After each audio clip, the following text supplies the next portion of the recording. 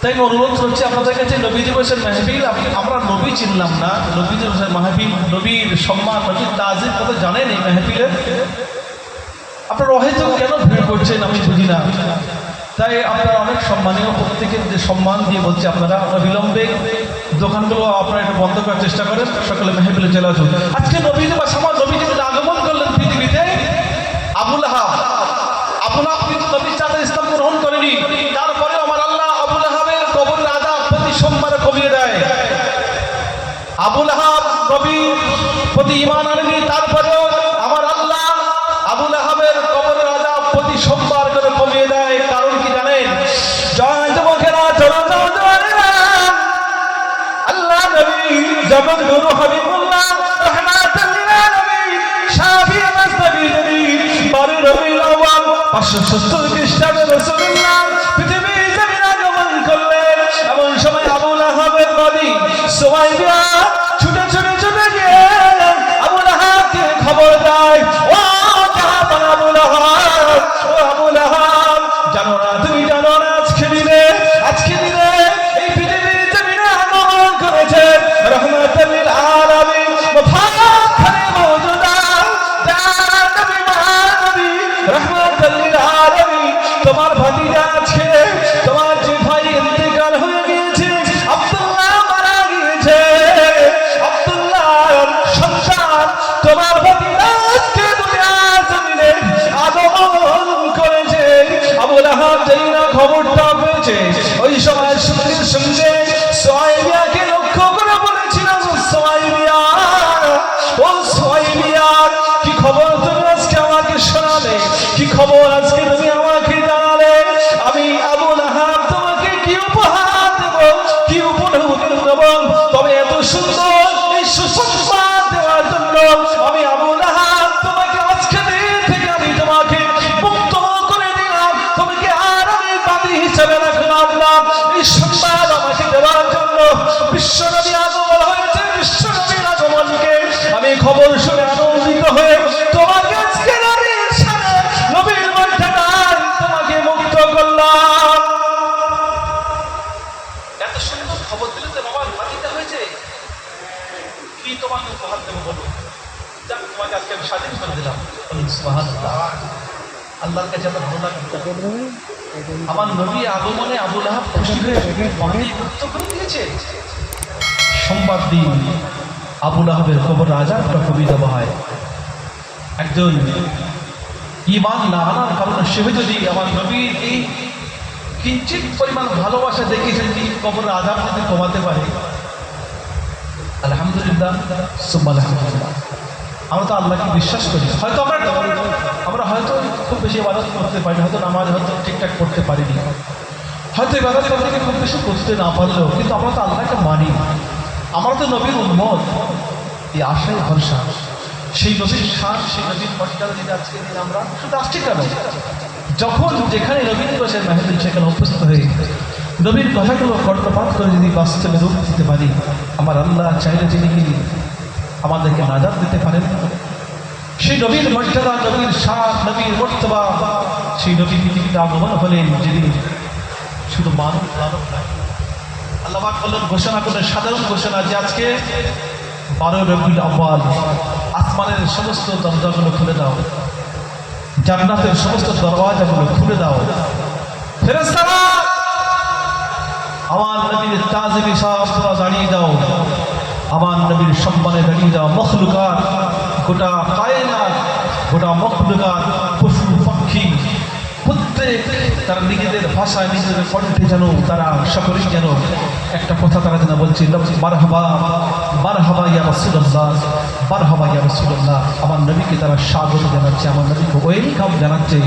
সেই নবীর আগমনকে কেন্দ্র করে আজকে এই মাহফিল। আমার নবী ছোট্ট বাচ্চা, মক্কার প্রথা অনুযায়ী সেখান থেকে অন্যত্র মায়ের কাছ থেকে অন্যত্র দুধ মাতার ব্যবস্থা ছিল, অন্য জায়গায় গিয়ে তাকে লালন পালন করা হতো। মক্কায় হযরত হালিমা সাদিয়া আসছে তার সঙ্গী সাথীদের নিয়ে, মক্কায় আসছে বাচ্চা নেবার জন্য, আসছে। তো হালিমা ছিল একটু কমজোর, গরিব, তার বান্ধবীরা অনেক, তার একটু তুলনা বেশি ভালো ছিল, অর্থনৈতিক পরিকাঠামো ভালো ছিল, ফলে তাদের পশুগুলো ছিল খুব তাজা সতেজ, আর হালিমার পশুটা ছিল একটু দুর্বল। ফলে হালিমাকে পিছনে ফেলে আগে আগে গিয়ে মক্কার সব ভালো ভালো বাচ্চা ধরিলের বাচ্চাগুলো সব নিয়ে নেয়, আর আমার নবী একটা ঘরে পড়ে আছে, খুঁড়ে ঘরে সবাই দেখে আর ফিরে সরিয়ে নেয়। বাপ নেই, কোনো গিফট দিতে পারবে না, উপঢৌকন দিতে পারবে না, পয়সা দিতে পারবে না, কেউ দেয় না। এমন একটা পরিস্থিতি, সব বাচ্চা শেষ, শুধু আমার নবী পড়ে আছে, আমার নবীকে কেউ দেওয়ার আর লোক নেই। এটাও আমার আল্লাহর কৌশল, যে কোনো ঘরে যে কোনো ধাত্রীর বলে আমার নবীকে আবার আল্লাহ তাকে লালিত পালিত করাবেন না, তিনি হালিমার জন্য একটা বরাদ্দ করে রেখেছে, বলে সুবহানাল্লাহ। ফলে হালিমা আসছে, কেউ নেই, আর অনাথ শিশু বাচ্চা, তার চেহারা আনোয়ারার দিকে দেখে মনে হয় যেন এত সুন্দর চন্দ্র আমার হাতে ধরা পড়েছে। তারা আলোচনা করলো স্বামীর সাথে, যে স্বামী যেহেতু বাচ্চা আপনার নেই, তাহলে এই বাচ্চাকে আমরা নিয়ে যাই, এই বাচ্চাকে আমরা নিয়ে যাই, কেউ তো নেই বাচ্চা। জওয়ান জওয়ান নওজওয়ানেরা হযরত হালিমা সাদিয়া রাদিয়াল্লাহু তাআলা আনহা স্বামীর সাথে আলোচনা করে বললেন, স্বামী মক্কা জমিনে আজ কোনো সন্তান অবশিষ্ট রইল না, কেবলমাত্র একটা সন্তান, ওই কুড়ে ঘরের মধ্যে এতিম বাচ্চা, সোনার মতো চেহারা, যেন মনে হয় একদিকে চন্দ্রের চেয়ে যে আলো, এতিম বাচ্চার যে উজ্জ্বলতা তাতে চন্দ্রের উজ্জ্বলতা হার বেড়ে যাবে। স্বামী যদি অনুমতি দাও, ওই বাচ্চাটাকে আমরা গ্রহণ করে তাই নিয়ে যাব। হযরত হালিমা সাদিয়া এই সিদ্ধান্ত নিলেন, আমার নবীকে গ্রহণ করলেন, আমার নবীকে উটের উপরে বসিয়ে, আমার নবীকে গাধার উপরে বসিয়ে হযরত হালিমা চলতে লাগলো।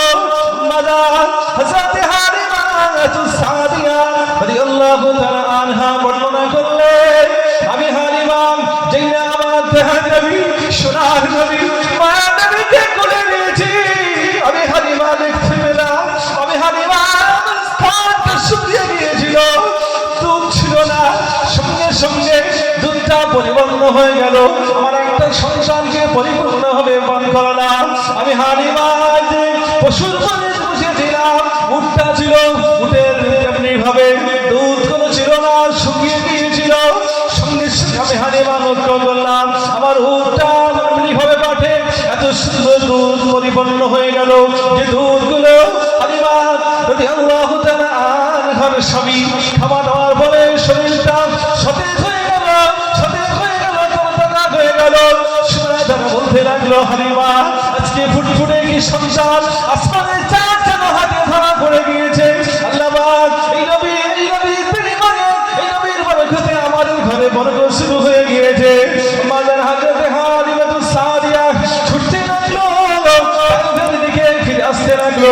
আল্লাহ নবীকে বসিয়ে নিয়ে হযরত হালিমা বর্ণনা করছেন, আমার উটটা এত সতেজ হয়ে গেল, এত দ্রুত বেগে ছুটতে লাগলো, আমার বান্ধবীদের উটগুলো অতিক্রম করে যেই না আমি চলে আসতে লাগলাম, আমার বান্ধবীরা বলল, ও হালিমা, ও হালিমা, এটা কি সেই উট নাকি অন্য উট, যে উটটা এত দুর্বল ছিল, এত জয়ীফ ছিল, এখন দেখছি তোমার উটটা এত সতেজ হয়েছে, তুমি কি উটটা চেঞ্জ করেছো, তুমি কি তোমার উটটা বদলি করেছো? হালিমা সাদিয়া বলেছিল, আমি হালিমা আমার উট পরিবর্তন করিনি, বরং আমার কোলে আজকে, আমার কোলে আসমানের চাঁদ চলে দিয়েছে, রহমাতুল লিল আলামিন, শাফি নবী, দয়ার নবী, মায়ার নবী আজকে আমি হালিমা আমার কোলে ছেড়ে নিয়েছি। আমার আল্লাহ এই ছোট্ট অনাথ শিশু, অনাথ নবীর কারণে আমি হালিমা আমার বরকতে, এই নবীর বরকতে আমার উঠতে আল্লাহ সতেজ বানিয়ে দিয়েছে। নবীর সামনে, নবীর মর্যাদায় তোমাদের সমস্ত উটগুলো অতিক্রম করে আমি হালিমা সবার আগে আমার গন্তব্যস্থলে পৌঁছে যাব। সুবহানাল্লাহ। একই উট, আমার নবীর বরকতে, শুধু নবীর ছোঁয়ায় এত সতেজ হয়ে তোমাদের সেই অতিক্রমের আগে আগে চলে যাব। বর্ণনা শেষ নেই, কত বরকত পাবে, কোন দিকটা বর্ণনা দিতে পারে সব ঠিকঠাক। যাই হোক, সময় আর বেশি নেই, সময় সঙ্গে এখানেই সমাপ্ত করছি।